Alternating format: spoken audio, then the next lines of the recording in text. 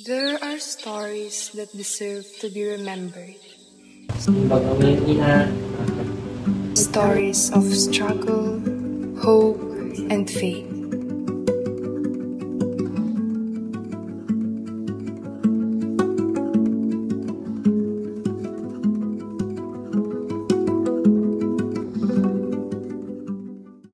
Anak nagan mo ita ina?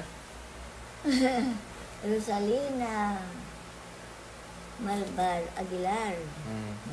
Sitawan ko anak ko ke 85.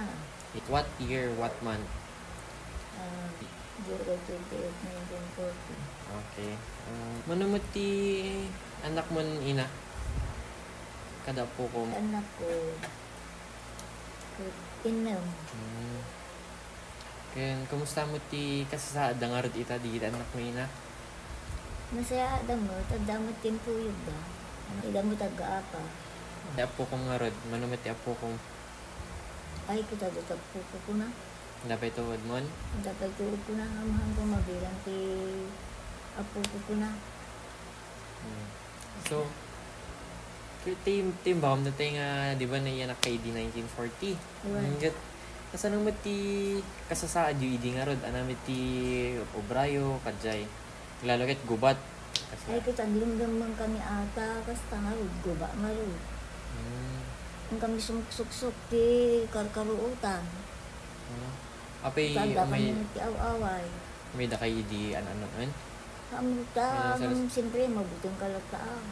Kaya may pala nga ikanti, bagbagin, tinaway-way-way pa nagyag. Sa nung idi, like, ano lata, jure, aglamang kayo, ang anamo ti plastar ti agloloyo, dala, ti, adaba, gugubat nga makikita mo, no, normal lata nga, ano. Kas-jay mo ta, aglimang kami amin, ang tattao, kas-jay. Ang damit nga, may nakidandanon ti balay-balay, kajay. Kas may isang na adot na patpadasan, inanati, anati may bagam nga, mabalin, kahit mo mapasamak iti lubong, tatanga magigagdama, anati daw dawat mo.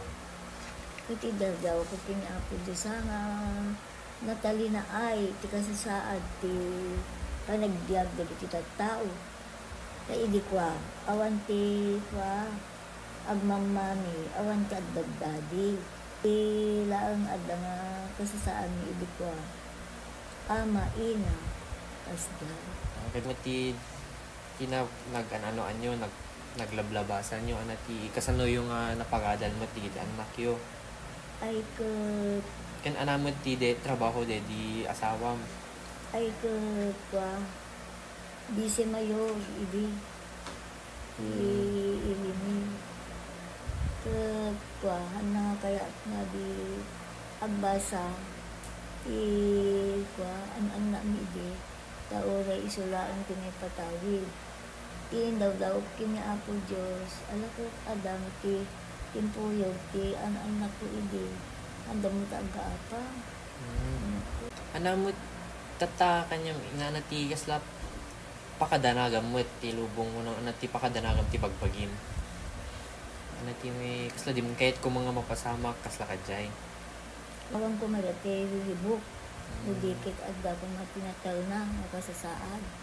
Tauray nung nanumuka na agda natali na ay nakasasaad ay ka na kulat ka na press kulat ka ti kasasaad at hamang mga detay lang kinabaan ng timang ti natali na ay panagbiag mudikit di detay natal na nakasasaad. Tauray publika, noamom ni Apo Diyos, ay ayatin nakalagta. Para kanyang inaanati agda mga mapanunot mo nga lang ati masakbayan. Kasla anat magkita nga masakbayan mi nga estudyante, daam nga ubi, nga pukuyo. Diyan anati kayat yumit, kasla anat kayat yung mapasamak kanyami. Ay ti kayat ko nga mapasamak, ti apo ko kanak ko. Isula unay ti karkararag ko kini Apo Diyos. Uri raglabihan, nakamakatusog ang mga karkararag. Ti apo ko ta, itin na kuma. Ti kwa, naununday, apa nagbiag, iti mong galmesa, anak ko, tapnin itikas damot, di kiti bunga damot, agdang ti kumamutay, na na presko na kasasaad da. Ano nga rin, mati, kas lang may bagam kanyami. Anat may advice mo kanyami ina. Nga, sila nga, agbasbasa pa lang ita nga, masipilat padpadas nat biyag. Anat kayat mo nga pasamak to kanyami. Kay kati kalkalikabon ko anak ka ako. Ika na kayo ni Apo Diyos. Ikang kanayo na salsagon at loob. Kang kamrunaan na Diyos ang nasaririt yun, agbasa. Tapos na nagdamot magunodan yun. Kaya't yung gunodan. Anamit ti may bawang nga rin kanyami nga nursing students. Naglalo kanyami inagit. Aduti anong apukom nga doktor kada nurse. Anamit ti kasla kayat mo nga makitan to kanyami. Palubos ni Apo no makagraduate kami when no to no dito pag-ubraan mi. No, ipalubos ti Apo nga makarador kayo ng anak ko. At tagyan ni ama na pa. Makapantay ko no di Amerika. That's the dream. Kasjay. Anak ko, no Hawaii. Basta. Ika na kayo magkita. Bununin. Kasjay. Dollars. Charot. Katuon, adak-adakis na. No pa. Adak kapanunutan data. Basta nga rin ina. Thank you ta. Sinong batan di damag mi ken yamyaman na klaon na ita ada gundawe mi nga na kasarita da ka at na-interview da ka para ka dito nga project mi nga.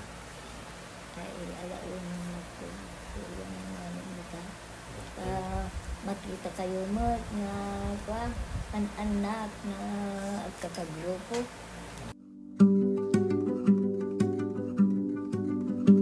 Talking to Nanay Rosalina was more than just an interview. It was a beautiful look into a different world. Hearing her stories made us realize the strength and wisdom that come with a long life. She talked about hiding in the bushes and forests during the war, and her voice carried the weight of those scary moments. Despite everything she went through just to survive, her biggest wish for the world today is simple: peace.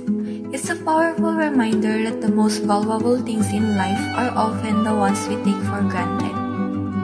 She also shared how life was different back then, with people having different names for their parents and focusing on core family values. When she spoke about her husband and raising her children, it was clear that faith and humility were the foundation of their family. She even prayed for her children's success, showing how her own deep faith shaped her hopes for them. Nanay Rosalina's wisdom has a special connection to what we're learning in nursing. As future nurses, we'll meet many people like her with long lives and amazing stories to tell. Her focus on peace and kindness reminds us that a good life isn't about being rich, but about having a good heart. As nurses, we must care for all people, regardless of their background, practicing empathy and compassion with every single patient and seeing them as more than just a diagnosis. This interview also showed us the importance of listening to a person's life history. Nanay Rosalina's words are a blessing for us as students and a gentle push to keep working hard with faith and kindness in our hearts.